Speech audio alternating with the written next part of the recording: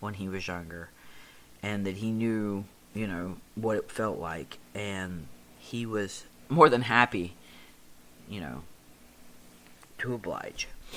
And my father's death was heavily talked about up here. It was in the news. It was in the newspapers. It was a three-ring circus, because of who he was and how it happened. And when I told him, who my father was, he automatically went, "Oh my God, I saw that on the news. I am so sorry," and hugged me again. And like I said, it was a moment of a complete stranger, that shot this little itty bitty ray of light through those clouds of darkness that were so threatening me on a mental level, that I was able to function. I was able to, just that little bit of light, just that little bit of hope, and I was able to function. I was able to regain control over the demons, the darkness, the clouds, the monsters, whatever you want to call them. And it gave me hope. And that word, hope, is such a powerful, insanely powerful word, that it means so much, and it's given so easily, and yet for some of us it's so impossible to find. We talk about that four-letter word like it's a diamond, like it's more precious than gold, like I don't know how to explain it other than that. It's just this forbidden thing that just doesn't seem to exist for many people, and it's devastating that is the way it is. I apologize. I'm rubbing my eye. That moment of hope when we come out as transgender individuals, or we come out as gay or lesbians, or questioning, or bisexual, or pansexual, or demisexual, or demi boys, or demi girls, and I can go on and on and on.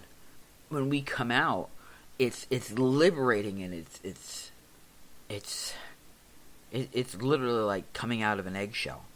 It's powerful, and it's also so intimidating, and it opens up a whole level of vulnerability that we've all exposed ourselves to. And we recognize ourselves. We've come out as ourselves, and we want the world to see us that way, but it doesn't always work. And we sometimes we cave under the pressure, and when we see, when we don't see ourselves moving as quickly as we want to, or we don't think we're pretty enough, or we don't think we're masculine enough, or our facial hair is not coming in enough, or we don't do our makeup quite right because, we've only been at it for a couple months, and we don't look like the Maxim models who have been doing it for years or are airbrushed. I don't have a dad bod, you know what I mean? I mean, like, we all know it. Sometimes I look at Leo, and he's months ahead of me as far as his transition. And that little pain in the butt, sometimes I'm jealous. It's just, it's the nature, it's human nature to be jealous and to want things to move in a direction, to want to be seen the way we see ourselves. And we get very down in the dumps when we don't. We get very hard on ourselves. We beat ourselves up when we don't. And we see ourselves as we are our own worst critics. Whether we're artists, transgenders, it doesn't matter what we are. As human beings, we tend to be our own worst critics. Unless, of course, we're narcissists, but we won't go there. And so, like I said, it takes us down a dark path if we let it. And there's going to be people out there who go, well, I don't let it, it just happens. Yes, it happens. And we talk about coping mechanisms, and we talk about breathing exercises, and we talk about medications and therapy and things like that. We talk about all these mechanisms that we have that we're capable of fighting this darkness, and sometimes that darkness is so overwhelming and wrapped around us so tight that we could be screaming on the inside for help and it's not coming out. And the other thing is that some of us are just maybe too proud to admit that we need help. Too focused on helping others to admit that we need help. It's always, I'm a little uncomfortable on the inside. Yeah, I'm hurting on the inside, but so and so is hurting more, and I'll help them first, and then I'll get to me. But the problem is that you help that person, and I'm guilty of this in so many ways. You help that person, and you're not ready to help you yet, so you go to help somebody else, and you crack just a little bit more inside, but you're off helping somebody again. You know what I mean? And then those clouds they're building. That storm inside you is building, and you can feel it. And that dysphoria or that depression or that PTSD, that anxiety is mounting, and you're aware of it. But you're not, you know, in a sense, you're like, well, I'm coping, so it's okay. I'm coping, so I don't need it right now. I don't need help right now. I can handle this. I'm stronger than this. And you don't take those times, that you don't take that time for yourself to get right, to get back on track or back balanced, and so it builds. It builds into the point where, until it's so overwhelming and so crushing that you can't focus on somebody else. You can't focus on your work. You can't focus on your schoolwork. You can't focus on your everyday things. And that's when we have episodes. That's when we have crashes, and that's when we have those moments where it's just you can't breathe. You know what I mean? I made that sound, but it's like you know, you want to say something. You need that help, but at that point it's become too late, and you can't function. And that's where those rays of hope, those people, those moments, those smiles are so important. And it's like I said, it's hope. It's a really, really powerful thing. And so, like I said, I said I wanted to keep this short tonight, and I do. And I've been talking about a lot of my experiences with PTSD and stress and anxiety. And I also want to, but I want to share hope with you. I want to share coping mechanisms with you and how to handle that.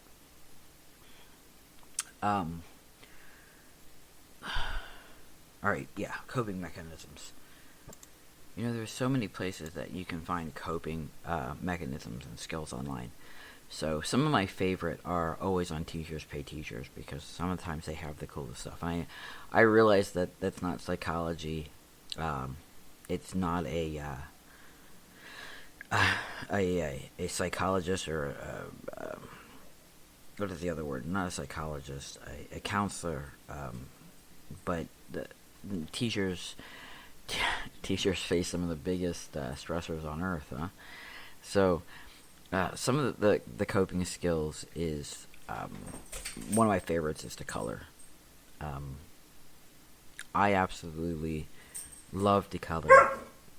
There's, kid coloring books, there's adult coloring books, there's cuss word coloring books, there's everything coloring books. We have guinea pig coloring books in this house. That's one of my favorites. I love taking a shower, taking a bath, going for a walk, painting or drawing. Sometimes it's best to just get that stuff out. One of my favorite teachers in high school was the art teacher, and she used to say that when you're painting or drawing, whatever is coming out on the paper or coming out on the canvas is something that's in you, that it's leaking out. It's finding its outlet. And if you let those emotions and those feelings just out on that paper or on that canvas in whichever form you need. It's there. And the thing was, what she liked to do was she would just have us free draw. And whatever was on our mind, whether it was silly or comical or dark or whatever, she would just let us draw. And we would sit there for the entire class period and just draw these out. And it was just on a regular piece of paper with pencil. If we wanted colored pencils, we could use them. And we would sit there and draw. And you could doodle. You could just doodle. You could write words or draw these elaborate pictures. And then when we were done, or right before the end of class, she would go, okay, crumple them up, throw them away. Whatever that was bothering you is gone. It's in the trash where it belongs. And you now have that space in you to fill it with something else. Fill it with some kind of joy. Let's, talk about what we're going to do for the weekend, or what your favorite TV show is, or something like that. And as kids, it always made us feel better. It's not a technique that I've used recently, but like I said, as a kid, it always made me feel better. This is the perfect time of year to go outside for walks, go outside for bike rides, go to the park, volunteer. God knows we always need volunteers. Watch a favorite TV show, watch a YouTube clip, watch some TikToks. Dance a little bit. Oh my God, movement and exercise, that just... There's, clinical gobbledygook that tells us that movement increases endorphins, which increases, hormones, and gets the right, blood pumping and the right juices flowing in the right direction, and we just feel better. And, there's mindfulness and yoga. You can call a friend, call a bestie, call a relative, whether it's a parent or a cousin or somebody you haven't spoken to in a while. And then there's always calling a counselor. And you can go online, and I will definitely show you or tell you about counseling services online. And one of the things, when I say online, okay, so, if you look hard enough, I hate to say this, but you can find free counseling, whether it's at your school, a college. Often, as adults, we have access to counseling services through our jobs. If you ask HR, because a happy, healthy employee is a productive employee, and so you can definitely find them. There's things called a slide fee scale. Some providers will help with that. They kind of push a little bit of the financial services off, so it's not a free service, but it's a low-cost service. And again, churches, synagogues, I know that a lot of transgender individuals kind of cringe at the terminology for churches because they think they're going to be shunned or turned away. It's rare that that's actually the case. Okay, coming from a non-Christian transgender individual who was like everything and anything that the church is supposed to hate. I found myself talking one-on-one with a Catholic priest because I was at that point. I had gotten to that point where I didn't know. I didn't want to go down the dark road, and I knew I didn't want to go down that dark road, but I didn't feel like I had anywhere else to go. And so I turned to the only place I could think of. I remember wandering into an AA meeting and sitting in that church, and the people in the AA group, when they were wrapped up, taking me to talk to this priest because, again, I didn't know what else to do. I had no idea what to do. And to this day, that priest and I are good friends. To this day, he checks on me, and I talk to him, and we laugh, and we joke, and we talk about amazing things. But, you know what I mean? He didn't have to. He took me out of that corner. He didn't care that I was transgender. He didn't care that I was